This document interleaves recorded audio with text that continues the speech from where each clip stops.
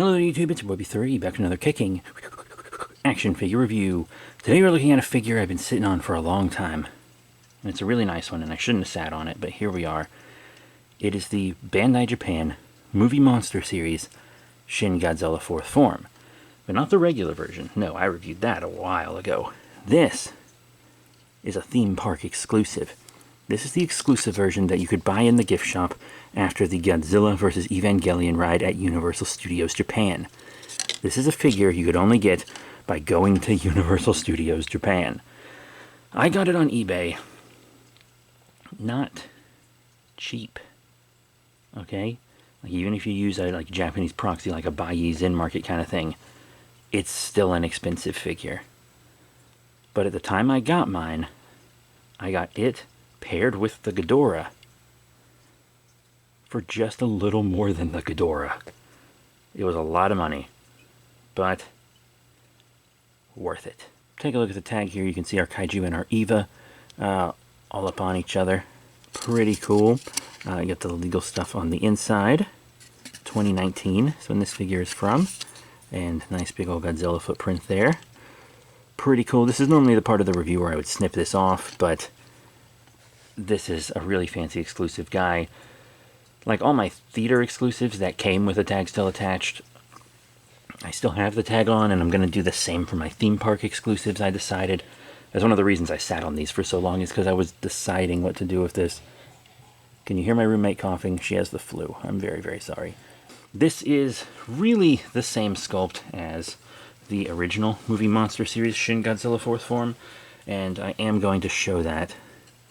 See, same sculpt. This is just like a metallic version, but I actually like what they did. You see, it's cast in clear translucent plastic and then painted with this metallic gunmetal color.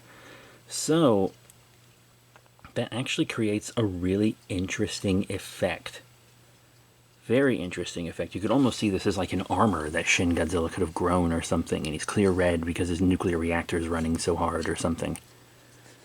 Very interesting, but he still has little white eyes. But yeah, it's a great sculpt, and I see why they've reused it like a billion times. Really nice. The red really pops on the end of the tail, the clear red. Just on my long gray hairs. But now, let's look at articulation, which is about what you would expect. His two tiny little arms go bleh, and his legs go whoop. Slide on the tail, Megalon style. It's all good. There is no articulation here on the tail, despite the fact that it looks like it. Why is there none? I don't know. I feel like it should have been included. But, yeah. Oh, I also forgot to mention all this paint on the toes. That's not present on the claws, but whatever. Bit of a difference. Anyhow, let's finally actually get into size comparisons with this guy. You just saw him with the standard release Shin Godzilla. Now let's show him with another Movie Monster Series figure. Of course, he has to be compared with Shin Ghidorah, who will be my next review. He's much taller than Shin Ghidorah. I don't know what their sizes actually are, but they will look cool together in a collection. I cannot wait to talk about Shin Ghidorah. Very awesome. That's how he scales with his companion figure. Pretty cool. Now let's show him off with some other kaiju, huh? Here is the kind of American equivalent to the Movie Monster Series, at least the one that we had when I was a kid. It is the Bandai America, Bandai Creations Godzilla 2004. So he's looking pretty good with his brother here. I actually think that works really well. I know Shin Godzilla is actually much taller than Final Wars Godzilla, but I look at these more about how cool they'll look on your shelf these days instead of accuracy. I think about the height accuracy more with like my human figures, like my Power Rangers and my superheroes, like Marvel, DC and stuff. I care more about size accuracy with those because they're human. With kaiju and monsters and stuff, it's more a cool factor on the shelf. Anyway, how about a NECA? Here is the NECA 2019 Monsterverse Godzilla. Pretty cool. I like that a lot. Now how about we show him with someone who isn't a Godzilla? Wouldn't that be nice? Yeah. How about this magnificent Ultra Monster Series 500 Zeragus? Kind of small since it's the 500 Sparkdoll scale, but I mean, Shin Godzilla's a big boy, right? Alright. Now how about a prehistoric creature? Yes, yes, yes. Many kaiju are based on prehistoric creatures. So here he is with the Invicta 1975 British Museum of Natural History woolly mammoth. And I display all my prehistoric creatures with my kaiju, so that works out. Now, since we have our prehistoric bay out of the way, how about something from Eldrador? I've been reviewing a lot of Eldrador stuff recently, been into collecting it, and I think they look great with kaiju figures. So here he is with the Shadow Worm. Very nice, very nice. I am digging that. Now, how about some Titanic Creations figures? Yes, sir. Here he is with the Titanic Creations Titanicus. This is the original version of the figure. The new one has more paint on it. Or different paint, I guess. Maybe not more. Yeah, they look cool together. Titanicus is clearly very inspired by Godzilla, as most kaiju are.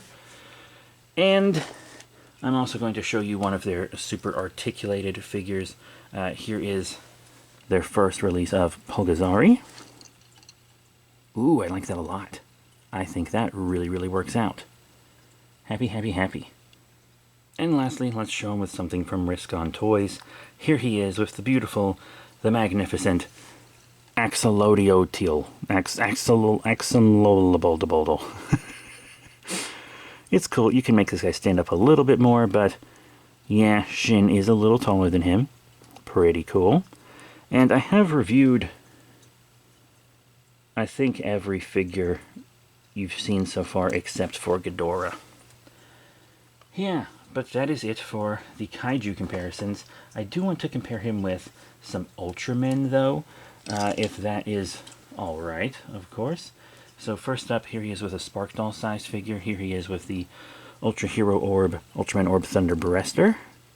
He really towers over him, but a lot of people might prefer that with an Ultra. Very cool. Let's move him back. And then how about an SH Figure Art?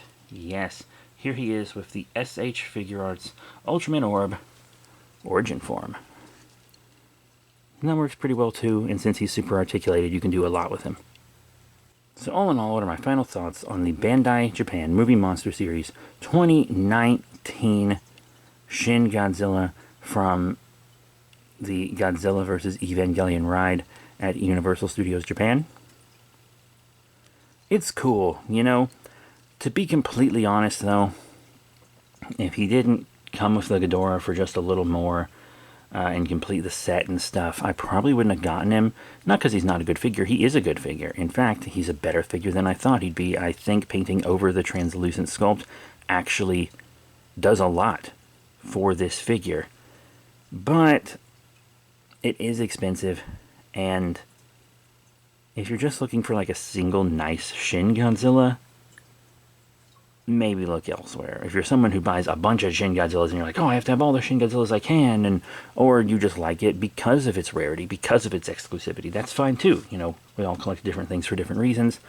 But for me personally, if this wasn't basically just included for a smaller fee with the Ghidorah, I probably wouldn't have got him. But I had to have that Ghidorah. So that is it. Thank you all very much for your support. Please remember to rate, comment, subscribe. Check out all the cool links in the description below, Facebook, Twitter, etc. And I'll see you all next time. Bye for now.